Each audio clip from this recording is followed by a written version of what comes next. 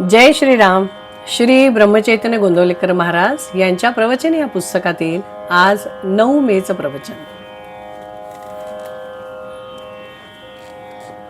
शुद्ध वातावरण व पवित्र आचरण. आपल्या घरातले वातावरण शुद्ध, शांत आणि पवित्र असावे. आपल्याकडे येणाऱ्या माणसाला परत जाऊच नये असे वाटावे. अगदी भगवंताच्या इच्छेने प्रपंच चालला आहे असे समजून त्या प्रपंचात विद्या, वैभव, घरदार इत्यादी सर्व काही यश संपादन करा. अगदी एखाद्या राजयोग्याप्रमाणे प्रपंचात ऐशारामात राहून गाद्या गिरद्यांवर लोळा. पण हे करीत असताना तुमचे अंतःकरण मात्र भगवंताच्या प्रेमाने ओथंबलेलं राहू द्या. कोणाशी वाद घालीत बसू नका. जगाचा मान फार घातक आहे. त्याची चटक लागली की मनुष्य त्याच्या मागे लागतो. नंतर मान मिळवण्याची कृती थांबते आणि मानही नाहीसा होतो. जगातले अजिंक्य पुरुष सुद्धा कुठेतरी विषयात गुंतलेले असतात आणि तिथेच त्यांचा घात होतो. जगाला ते भारी असतील पण विषयापुढे त्यांचे काहीच चालत नाही. प्रेमात गुंतू नका, तसे द्वेष मत्सरातही गुंतू नका. दोन्ही सारखेच घातक आहेत. आपल्या प्रिय नातेवाईक मेला आणि आपण ज्याच्यावर दावा लावला आहे तो भाऊबंद मेला. दोघेही मेल्याचे सूतक सारखेच. त्याचप्रमाणे मनुष्य प्रेमाने गुंतला काय आणि द्वेषाने गुंतला काय, नुकसान सारखेच होते. भगवंताचा विसर हा कोणत्याही कारणाने झाला तरी तो बरा नाही. मग प्रपंचात सुखसोयी असल्याने तो हो किंवा प्रपंचात दुःख झाल्यामुळे हो. ढोंग, बुवाबाजी इत्यादींच्या भानगडीत तुम्ही अजिबात पडू नका. अगदी काहीही न केले तरी चालेल, पण ढोंग मुळीच करू नका.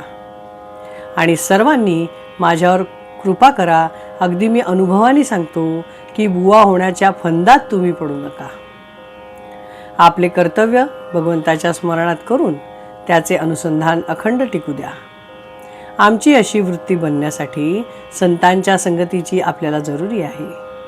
आपण सर्वजण संत संगतीमध्ये आहोत असे म्हणतो, मग आमची वृत्ती का न सुधारावी? तर संतांना ज्याची आवड आहे ते आम्ही धरले नाही म्हणून आमची वृत्ती सुधारत नाही. श्रीकृष्णाने उद्धवाला ज्ञान देऊन त्यांना गोपींकडे पाठवले. भगवंताच्या नामामध्ये त्या रंगून गेल्या होत्या. गोपींचे नामावरचे प्रेम पाहून उद्धवाला आश्चर्य वाटले. नामामध्ये त्यांना भगवंत दिसत असे. ते पाहून उद्धवाने देवाला सांगितले की देवा, तू मला ज्ञान दिलेस खरे, पण तुझ्या भक्तीचे प्रेम त्याहूनही श्रेष्ठ आहे, ते तू मला दे. खरोखर त्या नामाचे महात्म्य देवाच्या वर्णनापेक्षाही कठीण आहे. तुम्ही सर्वजण इथे आला आहात. इथून रामाजवळून काहीतरी मागून न्यायचेच जर असेल तर ते नामाचे प्रेम तुम्ही सर्वांनी मागा. सर्वांनी नामस्मरण करा आणि आनंदात राहा. राम कृपा करील हा भरोसा बाळगा. आपल्या जीवनात सहजता हवी आणि सहजतेमध्येच समाधान आहे. इस प्रवचन में कहा गया है कि हमारे घर का वातावरण कैसा होना चाहिए. तो घर का वातावरण शुद्ध होना चाहिए, पवित्र होना चाहिए. हमारे घर में आने जाने वालों को ऐसा लगना चाहिए कि इनके यहाँ ही रुकना चाहिए. हमारे यहाँ सबको अच्छा लगना चाहिए. प्यार भरा व्यवहार होना चाहिए. और बहुत प्रेम में हमको उलझना भी नहीं है और बहुत द्वेष में भी नहीं उलझना है. दोनों ही हमें घातक है. दोनों ही चीज़ें गलत है. किसी का द्वेष करना भी गलत है और किसी से बहुत ज़्यादा स्नेह लगाना भी गलत है. तो नामस्मरण करते हुए, अपने कर्तव्य का पालन करते हुए जितना हमसे हो सके उतना संसार के साथ अच्छा व्यवहार रखने की कोशिश कीजिए. नामस्मरण कीजिए, भगवत प्राप्ति कीजिए. जय श्री राम. श्री राम जय राम जय जय राम.